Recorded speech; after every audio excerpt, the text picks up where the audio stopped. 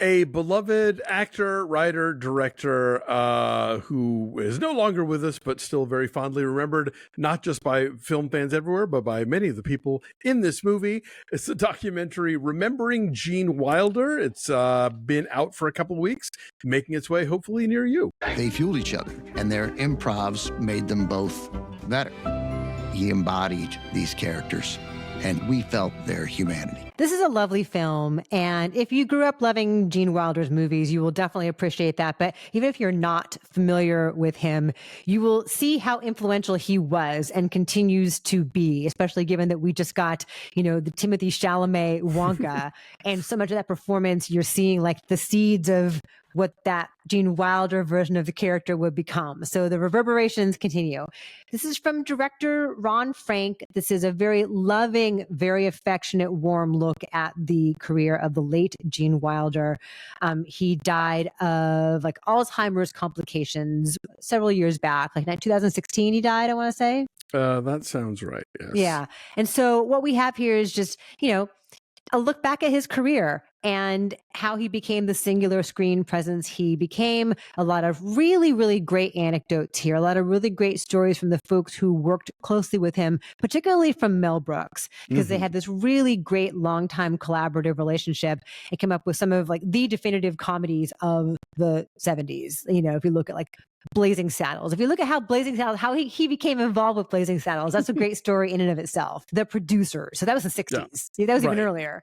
And just how it came together and what that collaborative process was like. Our very good friend Ben Mankiewicz has a very large presence in this as the Turner Classic Movies host, and he has great perspective on how Gene Wilder matters. You hear about his beginnings in Milwaukee and just people who were just drawn to him. And he had that really great combination of like tenderness and fearlessness, right? There was a vulnerability to him. There's something in those big blue eyes that was mesmerizing, and there was a softness in them. But he also was so daring as far as his willingness to take an extra beat or go to a weird place or, show up the way he shows up in Willy Wonka and the Chocolate Factory. Like is I don't want to give it away, but like that's a great story in and of itself, and it's so indicative of the chances that he took as a performer. So it's really he had to sell Mel Brooks on Putting on the Ritz for Young Frankenstein. Right, Young Frankenstein, which was the thing he was proudest of. I learned from this. Yeah, and can you imagine if that scene weren't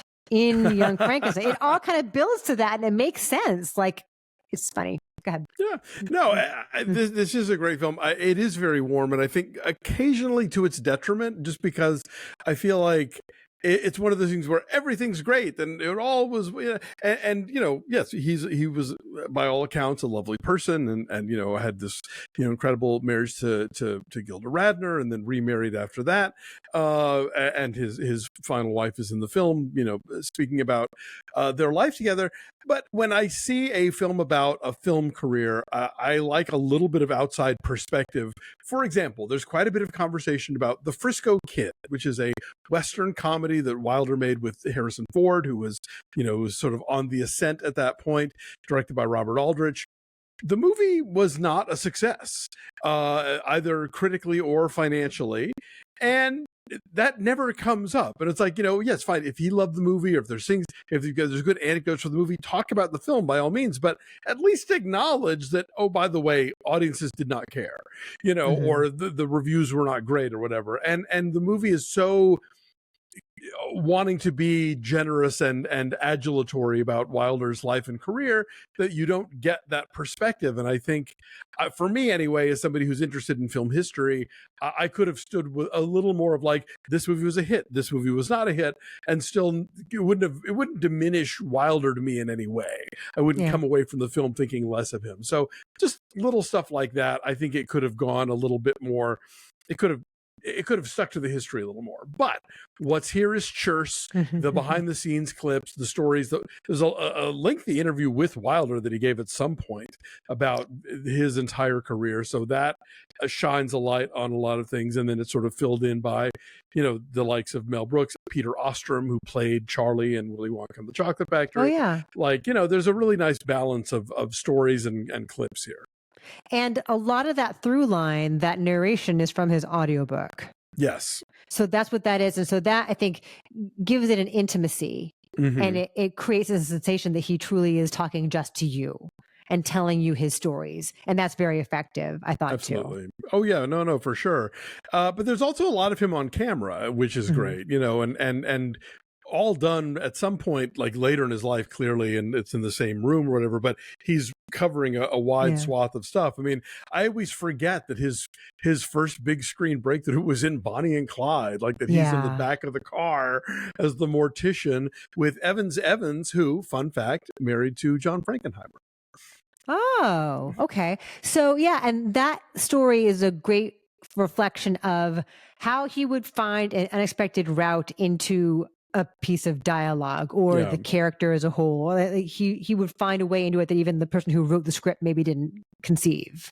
Yeah, for sure. Yeah, Mhm. he could definitely pick out these moments and stuff, and and Mel Brooks talks about like how Joseph Levine wanted to fire him from the producers, and Mel's like, oh yeah, no problem, no, he's gone, and then just ignored it and kept on shooting until they reached a point where obviously it was too late to get rid of him, and by that point the producer had forgotten to ask him for that anyway because he's looking at the dailies and they're so funny, and Yeah. so yeah, it's he comes along at this really interesting moment in the industry, where the new Hollywood is about to take off, and it has a place for somebody who is as eccentric and as maybe sort of not traditional leading man looks, Mhm. but he's part of that Dustin Hoffman Pacino era of like you can be unconventional and still be this sort of riveting movie star, and he was. I feel like Jeremy Allen White carries that on today. He resembles Gene Wilder quite a bit, but the same way where he's like not really traditionally handsome, but is so enormously charismatic and a singular screen presence that he's captivating. Absolutely, yeah, Mhm. and there is, I will say this, like maybe not with the Frisco Kid, there is at least acknowledgement that Willy Wonka is not a movie that was a hit when it came out. Like that's sort of part of the lore of the film, and Mhm. I'm sure that by the end of his life, it was something of a surprise to him that so many people thought of him as Willy Wonka and not Mhm. as Victor von Frankenstein or whoever the Pecos kid or whatever the character from Blazing Saddles, or Leo Bloom. So it's fascinating how careers go, and I think people are often sort of caught by surprise as to what's the thing that we're going to remember them, what's the thing that random strangers are going to come talk to them about. Like ask anybody who was in Clue. That movie totally died at the box office when it came out, but now like I did a Q&A with Leslie Ann Warren a couple of years back, and she goes, if they're of a certain age I can always tell they're about to ask me about Clue. So That's so funny. it's so cool that Wonka became such a big part of his legacy, given that it wasn't a movie that did well in its original run. Yeah, and if you like process, like we like process, you learn a whole lot about the behind the scenes of how that film was made and some unexpected details that we just take for granted as far as his performance, as far as the sets. So it's really informative in that regard too, and very sad with Gilda Radner. It's Yes. a lovely romance and a volatile one in some ways too, and just sad that it ended the way it did. So anyway, what is your number on remembering Gene Wilder?